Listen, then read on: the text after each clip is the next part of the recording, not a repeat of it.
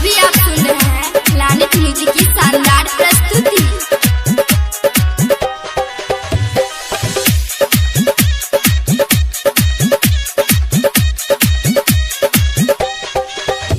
के पूजिया सहमा खेले की सन भैया के अंगना आई है गे रिनिया सहमा खेले सुमन भैया के अंगना आई है गे अंगना आई है गे कि सखी के संघवा आई है गे जुलिया सहमा खेले राहुल भैया के अंगना आई है गे मितुआ सहमा खेले सुमन भैया के अंगना आई है गे।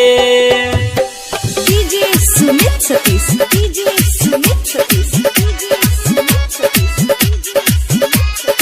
अभी आप सुन रहे हैं लानित म्यूजिक की शानदार प्रस्तुति।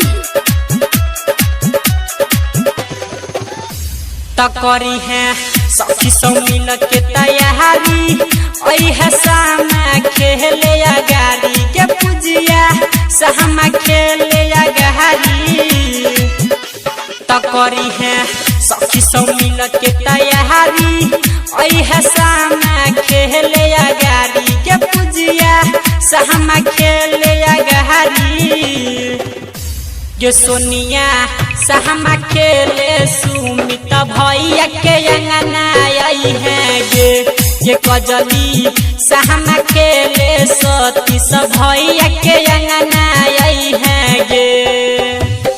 DJ Sumit Satish, DJ Sumit Satish, DJ Sumit Satish. अभी आप सुन रहे हैं लानित म्यूजिक की शानदार प्रस्तुति।